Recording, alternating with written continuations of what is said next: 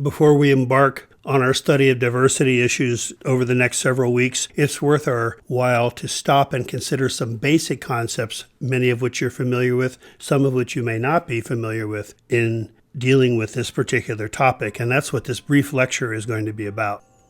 In order to understand the cultures that surrounds our clients and other people in our lives, we have to understand how those cultures impact our clients' lives.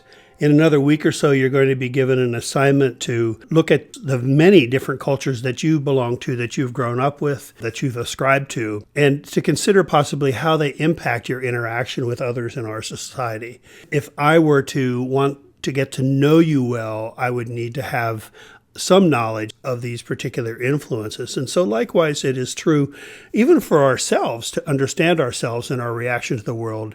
It's worth our time to get to know what those influences are in our lives. And likewise, then, we need to understand those influences in our clients' lives as well if we're going to be an understanding and helpful person. We have a tendency to view other cultures, those that are different from our own, through the lens of our own culture as being the norm, as being the appropriate thing. And this is understandable. We grow up believing that how we interact with the world and what we think of the world is really truth with a capital T. But as we come to know other people, we realize that every culture has the same perspective. And even though there are very many differences between cultures and among cultures, every culture tends to view others as being somehow inferior or deficient to their own, even though every culture has its strengths and has its weaknesses. The demographics in the United States is changing dramatically, as I'm sure you realize, moving from a society that is dominated by white Northern European cultures to a society which is going to be very rich in diversity with members of cultures from all over the globe. All fields of social work practice are going to be impacted by this and are impacted by it now. And this requires, if we're going to work in this field, to be willing to learn about our clients' cultures and to learn from them. Very important to understanding the nature of our society in regards to this mix of cultures, we have to understand the relationships between the majority group and minority groups and how the institutions of our society set up and reinforce a system that is marked by oppression of minorities. And we need to be able to see and understand how that oppression impacts the lives of our clients. Now, there are many different ways in which individuals are marginalized in society by the majority group. Race and ethnicity are a couple of those ways. And sometimes race and ethnicity is used interchangeably, those terms, and they can be very confused, but they're very different things. And first of all, race is a perception. It is perceived to be related to biological characteristics that distinguish one group of individuals from another. But we have come to realize that this is a social construct and it's not biological, but still most of us see it as biology. For instance, if you know a white American, does that mean that you also know a white person from Russia? Absolutely not. And likewise, the same is true for individuals with other skin tones as well. The problem with perception of race is that we tend to, once again, remembering that we view other groups, other cultures as inferior to our own, the majority tends to view individuals of other races as having some inferior characteristics. And that justifies the majority oppressing the minority group. Ethnicity, as opposed to race, represents the cultural characteristics of a group. And these things involve things like, well, the country of origin or the region of your origin, the foods, the manner of dress, how names are assigned, language and customs, music, religious faith, and so on. These things are often associated with individuals from particular regions of the globe and also serve to separate us in many ways. As I mentioned, race is often oversimplified to describe skin color when there are many groups represented in each. Using biology and genetics to represent the race tends to separate the groups into sets of features that are really very arbitrary, and they tend to suit the purpose of the labeler. So then, race becomes an ascribed status based upon physical characteristics. What's an ascribed status? It's a status that you're born with. It's not one you achieve or you can do anything about. It's one that you're assigned at birth and that follows you throughout life. And there's a lot of fabrications that have to do with this concept of race. For instance, that one race is superior to another. And again, this is the thing that establishes the basis for the dominance of the superior group. And in any society, the superior group is going to be the majority. And also there's a concept of pure races. Hitler certainly believed this 100 years or so ago, and his efforts were to establish a pure race and to make sure that it's dominant in the world. And you hear this some with the persons who are agitating for white supremacy in our own society today. There is no such thing as a pure race. How does a society deal with diversity in its groups? There tend to be three separate categories of responses that a culture or a society will use to deal with diversity in its population. First, pluralism. And this is actually what we think America is all about, a pluralistic society, but you'll come to see pretty quickly that that's not the case. In our ideal, we believe that we're pluralistic. In a pluralistic society, various groups coexist and respect and tolerance and are able to maintain their own unique traditions. They don't necessarily have to blend into the population, but they can continue to practice their beliefs and their traditions and those kinds of things and be a full member of that dominant society. That's a pluralistic society. Switzerland is a good example of this. There are many different languages around the nation, and in fact, you'll find that Switzerland's quite proud of the fact that they have been able to blend various language groups and cultural groups and have a very positively functioning society. The second way that a culture or society would deal with diversity is domination by the majority over the minority. This is a key point here to understand. When we talk about majority, we're not necessarily talking about the largest numbers. What we're talking about is who has the most power.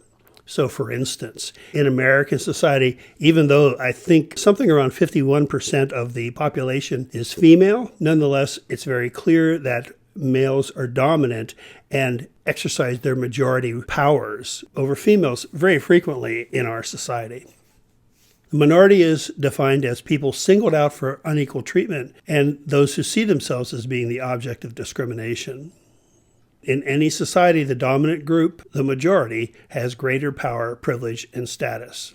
There are a few different ways that domination might occur in a society. One is extermination, that is genocide, where the majority population actually goes forward and murders and eliminates all those individuals and minority groups.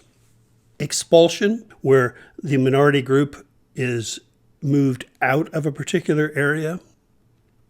Subjugation, where the minority group is denied rights and privileges, and the majority controls their lives and their activities. And there are different ways of subjugation as well. Slavery, segregation, and segregation can be actually two different types. You'll hear about this sometimes when you study, for instance, the civil rights movement, de jure segregation versus de facto segregation. The law changes de jure.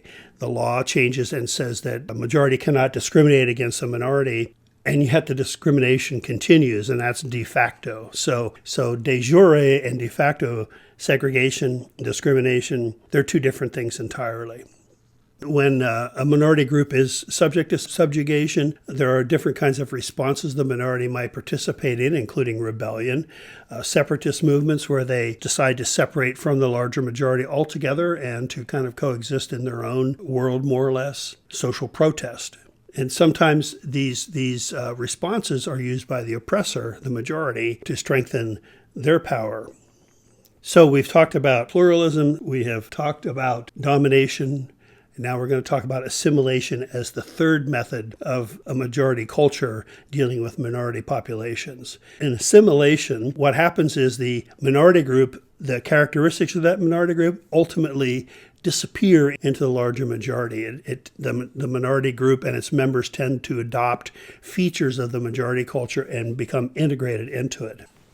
Many people believe, and it's usually the persons in the majority who believe this, that assimilation is the positive thing in a society for a minority group, that minorities ought to want to blend in and be like everybody else. But as we have come to realize, as I mentioned earlier, many cultures, many individuals, minority individuals, want to maintain their own traditions and beliefs and be able to coexist peacefully with those of the majority. And so assimilation isn't necessarily a positive thing because it asks the individuals of the minority group to essentially dump their own identity in favor of becoming a part of the larger whole. Assimilation may produce change in the core culture, but that host culture remains. So there might be some changes because of the assimilation of the language, the foods, the habits of a minority group, but the host culture remains in control. And the process for individuals, say immigrants who moved into a society, and this is something we're going to study later in the semester, is that this process of assimilation for the individuals in an immigrant family generally takes 3 generations to be complete. And if individuals resist assimilation, if they want to retain their group identity, this is again something that is often used to engender discrimination. If you're an American, pretty much, the culture dictates conformity to the Anglo style, that white, Christian, middle-class, Northwest European society. Here's actually a chart from a sociology textbook that I used years ago in teaching a sociology class that lays out the continuum of responses of a host country and majority culture to minorities. And you can see as you go from left to right, the responses tend to be rejecting and more inhumane. And as you go to the right, they become more humane and acceptance. And you see different examples of each of these: genocide in Germany. More recently, Rwanda is a great example of genocide. And many individuals will tell you that the way the European settlers in our own nation dealt with the Native Americans was also a genocide as well. Population transfer, we were aware of the Trail of Tears during the Andrew Jackson administration when the Native Americans were resettled to the West in order to free up what was considered to be valuable land and property for the European settlers. Internal colonialism, in some respects, the minority groups who struggle to become full participants in the economic system of the United States are dealing with internal colonialism in our nation today. Segregation, fairly clear from our study of history in the U.S. South and other parts of the nation, for that matter, before the 1960s. Assimilation, where, again, the dominant group absorbs the minority group. And while that's fairly passive, perhaps positive, again, as I mentioned, there are negatives to this for the minority group. And then finally, multiculturalism, and Switzerland being a great example of that. A few terms also that we'll be bringing up from time to time, and just to be sure you're aware of the differences.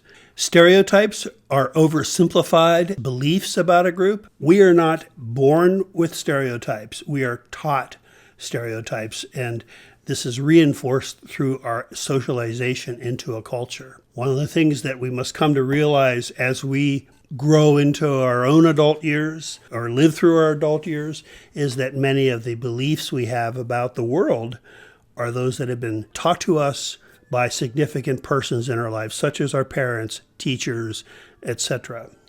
A prejudice is an attitude. It's not the belief, but it's the attitude, as the word implies, of prejudging, a negative attitude towards a group or individuals in a group who tend to be scapegoats for the frustration of the majority. The prejudices that, again, we are taught in our lives through our experiences, through our socialization, grow from the stereotypes that underlie them. Pretty much all racial and ethnic groups view other groups as inferior in some way, and sometimes angry whites will point to discrimination against whites by minority populations. And this just illustrates the fact that every group has its own belief about superiority. But again, the individuals that are in the majority group are the ones that have the power and the ability to make use of those prejudices to benefit the majority group.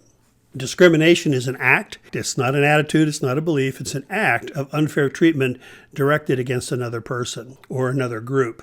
This includes things like race and racism, age and ageism, sex and sexism, the acting out of prejudices by depriving a minority of equal access to privileges, rights, or opportunities. This can be very subtle, it can be legal, it can be the result of society's customs. And when we talk about discrimination being a result of society's customs, we're talking about what we call institutional discrimination. And institutional discrimination is a key term in understanding how minorities are oppressed in our society today. Individual discrimination, not entirely, but in many ways, has been declared illegal in our society, even though it continues to exist and it continues to rear its ugly head every day. Institutional discrimination is much more subtle. It's deeply woven into the fabric of our society and its institutions. And it is that type of discrimination that really maintains the oppression and denial of equal access for minority groups in our society. If you remember back to your study of sociology, you remember one of the frameworks for understanding society, one of the basic sociological perceptions was conflict theory. Conflict theory is the belief that the domination by the majority group occurs under certain circumstances, that we compete for resources, and those in control will do all they need to do in order to maintain that control, whether those in control are men or whether those in control are white, whether those in control are middle-aged and oppressing younger and older individuals, whatever it might be, those in control will use their power to dominate minority groups and maintain their own power. This tends to happen when there's competition for scarce resources like land or jobs, or it may occur when there's differences in power, both political and physical. Institutions that are built by the majority can maintain the power. That's where the institutional discrimination comes into play. Also, it occurs when there are ideologies of inferiority, such as racism and sexism, which really serve to justify the actions that reinforce the domination. Robert Merton was a sociologist who suggested that discrimination and prejudice do not necessarily go hand in hand. For instance, an individual can participate in discrimination but not be prejudiced, for instance, in a situation where group pressures shape the outward behaviors of its members to discriminate or not. And likewise, a person can be prejudiced but never discriminate. They hold those beliefs, but they never act upon them. So keep in mind also that prejudice and discrimination, two separate concepts, and don't necessarily go hand in hand. A century or so back, the typical American was thought to be middle-class, white, English-speaking, really English-speaking without an accent too, living in a two-parent nuclear family with a father as the head of the household. Father worked every day, mother maintained the home and stayed home. In 1950, the statistics here say that 78% of all households were headed by married couples. But today, our typical American home is very different. Our typical American lives are quite different. It is thought that by 2042, over half of the United States population will be identified with an ethnic minority. That doesn't mean that Northern European Caucasians are going to be a minority. They're still going to be the largest group. They're still going to continue to have the power because of the historical dominance that they have exercised in the society. But they're no longer going to be more than 50% of the population if current trends continue, and we certainly expect that to occur. At the present time, between half and two-thirds of marriages end in divorce, and there is an increase in single-parent households. Many people choose to have children and never get married or to partner with another person. 1 in 4 of all households with children below 18 are headed by an unmarried female. This becomes very significant when we take a look at poverty, which we'll do in a few weeks, because women earn less than men. 60% of women work outside the home. 10% of the population is probably gay or lesbian. So you can see here that there's many, many different things that have entered into our cultural norms now that erase this concept of the typical American that we thought of 60, 70 years ago. We have to have an understanding and a knowledge of the specific cultures of the people we serve. Now, there are so many different cultures that may wind up being a part of your caseload that it isn't possible to know all of them. And I think that the term now is cultural competence is kind of being set aside a little bit to more of the notion of being a cultural learner and being open-minded about that, that there's just so much to know about other cultures that it's very hard to be competent in all of them. You may be able to focus and certainly will work to develop our competence in all areas and may become experts in a few different cultures because of our deep exposure to them. But by and large, the notion is that we need to keep an open mind and be a learner when we come in contact with individuals from other cultures. We have to have the skills that we need to facilitate culturally sensitive interactions so that we can work effectively with the changing populations in our domain of work in the social work field. That's it for this. I hope that this was some use to you. And when we have class, if you have any questions, please let me know.